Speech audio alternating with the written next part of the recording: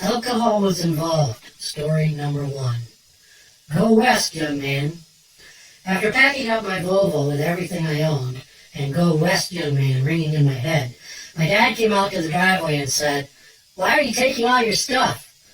I said, "I'm moving, Dad." "You are?" I guess he thought I was just going on vacation to see a girl in California. My uncle patted me on the knee one afternoon and simply said, "You'll be back." Nice. I didn't go back. I spent 3 weeks camping up the Pacific coast from San Diego to San Francisco. I stopped in Santa Barbara at a roaring 20s-looking bar and sat next to a gay hairdresser who had a salon in the Biltmore Hotel. I mentioned his sexual orientation because he was clearly hitting on me. I'm a devout heterosexual, but it was fun. We were drinking. He said, "Hey, I want you to meet somebody. I just did her hair."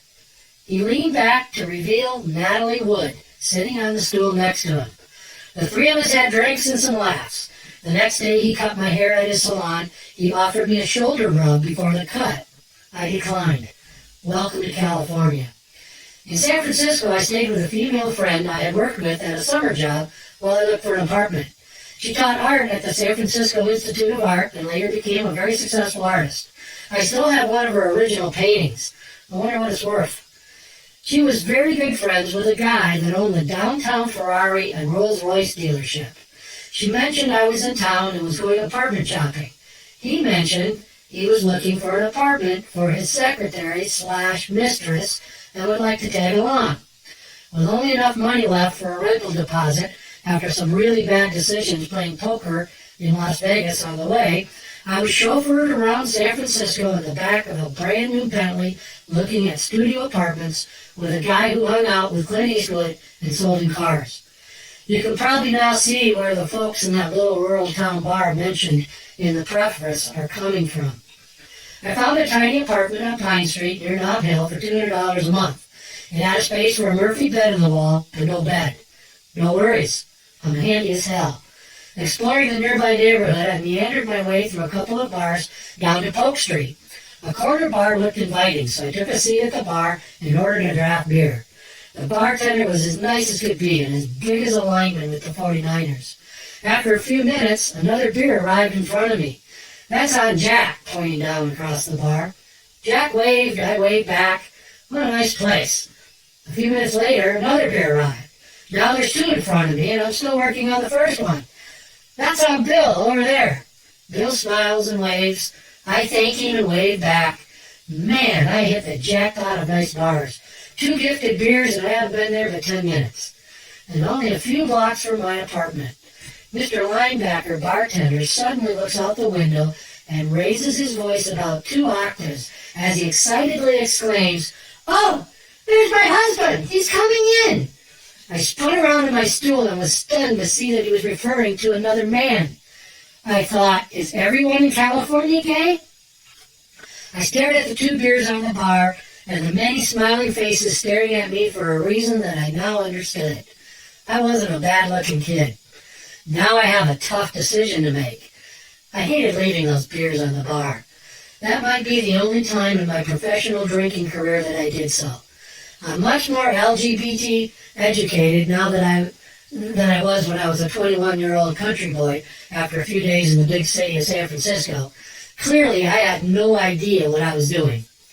Thanksgiving was a few days away, and I sat in my empty apartment on my sleeping bag. No furnishings yet. Everything was closed except a Bonanza Steakhouse where I had Thanksgiving dinner. I was the only customer in the place. I went back to my apartment and wrote my parents a poem. I settled into my apartment, found a really good waiter job at a very expensive restaurant, and began my new life in San Francisco. Ironically, the restaurant was on Polk Street. I know, right? One night in 1979, gunfire broke out outside the restaurant. One of our customers seated inside was shot in the neck. Everyone got under their tables. All I could think of was we were being robbed. I ran into a side hallway that had a small laundry room in the back. I dove into the closet-sized room and then realized that the counter in the hallway is where the cash register sat, only a few feet away. How dumb. I covered myself with laundry and laundry bags as best as I could. No one came. The screaming and the gunshots subsided, and I came out to see what was going on. A customer, who was a nurse, attended to the person bleeding badly. Across the street was a movie theater showing The Warriors. Two gangs got into a fight afterwards, and bullets flew. One came in the front window and hit a patron. Customer cars out front had bullet holes in them. Our customer survived. I'm not sure I did. I found a regular bar, however politically incorrect that is, further up Nob Hill, the Fireside Saloon. The owner, Dale, was friendly and welcomed me to the neighborhood. He bought me a drink. I know what you're thinking, and so was I. But no one else bought me a drink. The patronage was pretty eclectic, and I felt comfortable that I wasn't going to be asked to change my sexual orientation. A few drinks later, I asked where the restroom was. Go to the back, to the hallway, and turn right, Dale smiled. When I got to the hallway, it was very narrow, really only room for one person at a time. I turned right as instructed, and at that exact moment, someone was coming out of the hallway. We nearly collided. I stepped back to let him through, and he did the exact same thing. We're both polite, I guess. I went again, and so did he at the exact same time. We both stepped back again. I laughed. I waited for him. I'm from the Midwest, and we invented polite, so I can do this all evening. No problem. We still open doors for the opposite sex. I suppose that will get confusing for me here in San Francisco. I waited for him, but he didn't come around the corner. And I have to pee. I gave it one more try, and so did he. I heard some giggling in the bar, and so did he. He was me. The entire wall to the right of the doorway into the hall was a mirror. Dale meant turn left. Or did he? Alcohol was involved.